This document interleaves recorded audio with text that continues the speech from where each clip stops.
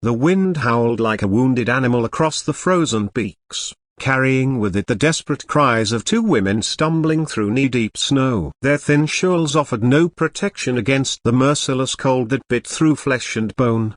Behind them, three small children whimpered, their lips blue, their tiny hands clutched in their mother's frozen grip. They had been walking for 2 days since the avalanche took their husbands, took their homes, took everything except the clothes on their backs and the fading hope that somewhere in this unforgiving wilderness, someone might show them mercy. Through the blinding white, a dim light flickered in the distance. A cabin. Salvation, perhaps, or just another cruel trick of their exhausted minds. They had no choice but to try. As they drew closer, they could make out smoke rising from a stone chimney, the warm glow of lamplight seeping through frost-covered windows. With the last reserves of their strength, they staggered to the heavy wooden door and knocked, their frozen knuckles barely making a sound against the weathered oak. The door opened slowly, revealing a man whose appearance matched the harsh landscape around him. Silas Crawford stood well over 6 feet tall, his broad shoulders filling the doorframe, his face weathered and scarred by years of solitude in the mountains. His dark beard was shot through with silver, and his eyes, a startling shade of gray, held the kind of wariness that comes from living alone too long. He looked at the desperate group huddled on his porch, and for a moment, something flickered across his face that might have been pain, or memory, or both. "Please," gasped the first woman, her voice cracking. "Please, sir. The avalanche took our men. We've been walking for days. The children, they can't go any further. We just need shelter for the night. Just one night." Silas stood frozen, his hand still gripping the door. 23 years he had lived on this mountain. 23 years since he had walked away from everything, seeking solitude in the one place where memories couldn't follow. 23 years since he had allowed another soul to cross his threshold. His jaw tightened as he looked at the children, their small faces pinched with cold and hunger, their eyes too large, too desperate. "I never had a wife," he said finally, his voice rough from disuse, each word seeming to cost him something. "Never had children, never wanted the company of others. This mountain is my sanctuary, and I've kept it that way for more than 2 decades. The second woman's shoulders sagged in defeat. She pulled her daughter closer, preparing to turn back into the killing cold. But then Silas stepped aside, pulling the door wider. "But I'm still a man," he continued, his voice softer now, "and no man worthy of the name turns away children from his door when death is at their heels. Get inside, all of you, quickly." The warmth of the cabin hit them like a physical force. The women stumbled inside, half carrying the children, who began to cry now that safety was within reach. Silas watched them for a moment, his face unreadable, then moved with surprising efficiency. He built up the fire until it roared, pulled thick quilts from a chest that looked like it hadn't been opened in years, and set a large pot of water to boil on his iron stove. "There's soup," he said gruffly, ladling out generous portions of venison stew that had been simmering since morning, "and bread. It's not fancy, but it's hot and it's filling." The women, Margaret and Ellen, introduced themselves between grateful mouthfuls of food. Margaret's children were 7-year-old twins, a boy and a girl named Thomas and Sarah. Ellen's daughter, little Anna, was just 5. They had been part of a small mining community higher in the mountains, they explained, where their husbands had worked claims their families had held for generations. The avalanche had come without warning 3 days ago, burying the mine entrance and taking 14 men with it. The few survivors had fled down the mountain, but Margaret and Ellen, in their panic and grief, had taken a wrong turn and found themselves lost in the wilderness. Silas listened in silence, his face turned toward the fire. When they finished, he simply nodded and showed them to the cabin's only bedroom, a small space he had clearly not entered in some time. He pulled sheets from another chest, fresh and smelling of cedar, and made up the bed with hands that, despite their size and roughness, moved with surprising gentleness. "You take this room," he said. "I'll sleep by the fire. It's warm enough, and I'm used to it." That first night, Silas lay awake on his bedroll near the hearth, staring at the ceiling beams he had hewn and fitted himself all those years ago. The cabin felt different with other people in it. The silence wasn't quite so silent anymore. He could hear the soft breathing of the children, the whispered prayers of their mothers. It stirred something in him he thought he had buried so deep it could never resurface. Morning came with a surprise. Fresh snow had fallen during the night, 3 feet at least, making travel impossible. The mountain pass they would need to reach the nearest town was completely blocked. They were trapped, possibly for weeks. Margaret and Ellen were apologetic, almost panicked at the imposition, but Silas surprised them with a slight shake of his head. "Can't be helped," he said simply. "Mountain decides when you leave, not you. We'll manage." And manage they did. In ways none of them expected, the cabin came alive. The children, resilient as children always are, began to recover their spirits. Thomas discovered Silas's collection of wood carvings, intricate animals and birds that lined the shelves, gathering dust. His eyes went wide with wonder. "Did you make these, sir?"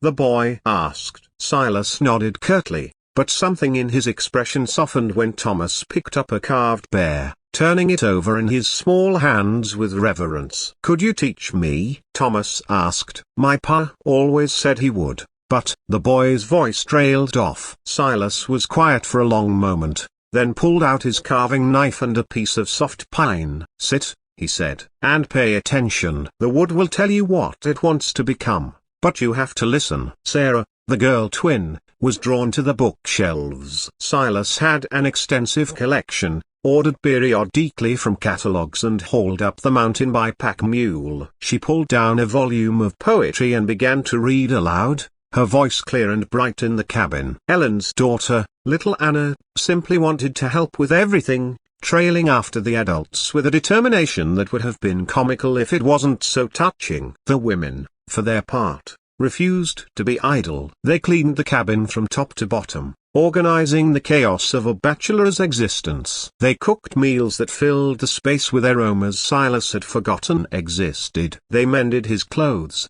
which were serviceable but had clearly been maintained by someone with more practical skill than finesse. They brought life to a place that had been merely an existence. One evening, about a week into their stay, Margaret found Silas standing outside in the cold, staring up at the stars. She wrapped a shawl around her shoulders and joined him. "Thank you," she said simply. "You saved our lives." Silas shrugged uncomfortably. "Anyone would have done the same." "No," Margaret said firmly. "They wouldn't have. We passed 2 other cabins on our way here. Both were dark, but we could tell someone lived there. We knocked. They didn't answer." "You could have done the same." Silas was silent for a moment. "I almost did," he admitted finally. "For a second there, I almost closed that door." "What changed your mind?"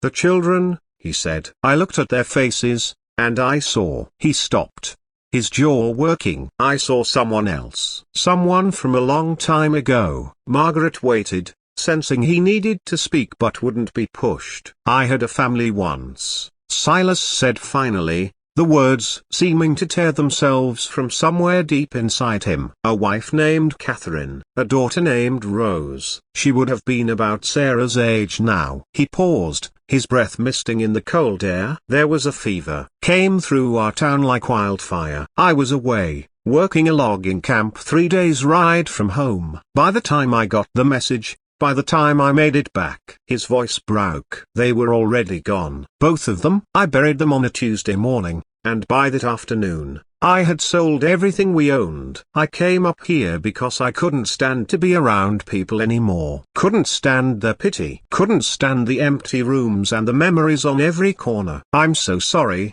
Margaret whispered. "I told myself I was better off alone," Silas continued. "Told myself that caring about people only led to pain. So I stopped caring, or tried to, anyway." He turned to look at her, his eyes reflecting the starlight. "But when you knocked on my door, when I saw those children, I realized something. You can't stop being human just because being human hurts. And maybe, just maybe, that pain is the price we pay for getting to love people in the first place." The weeks passed. The snow continued to fall, and the mountain kept its visitors captive. But captivity began to feel less like imprisonment and more like something else, something none of them had words for yet. The cabin rang with laughter now. Thomas became proficient with the carving knife, producing recognizable animals that Silas praised with the faintest of smiles. Sarah read to them every evening, her voice bringing stories to life. Anna learned to bake bread, standing on a stool to knead the dough with floury hands. Silas found himself teaching them everything he knew: how to read the weather in the clouds, how to track animals by their prints in the snow, which plants were medicine and which were poison, how to find water even in the dead of winter. The children absorbed it all with eager minds, and their mothers watched with a mixture of gratitude and something deeper, something that looked like hope.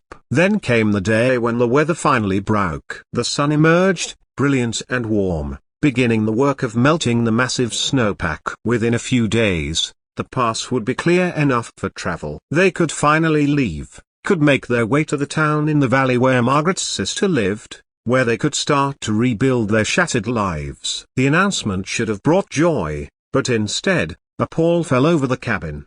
The children grew quiet. The mothers moved through their tasks with heavy hearts. Even Silas, who should have been relieved to reclaim his solitude, found himself standing at the window, staring out at nothing, his face drawn. On the last night, they shared a final meal together. Silas had shot a deer, and they roasted it with vegetables from his root cellar. They ate slowly, nobody wanting the evening to end. Finally, Thomas spoke up, his young voice uncertain. "Mr. Crawford, sir, could we maybe come visit you sometimes when the weather's good?" Silas looked at the boy, at his hopeful face, and something inside him cracked open. He opened his mouth to give some non-committal answer, but what came out instead was, "I've been thinking." The valley town is 3 days' journey from here. Hard trip for children, especially when winter comes again. He paused, choosing his words carefully. "This cabin is big enough. Could be bigger if I added on a room or two. I've got land,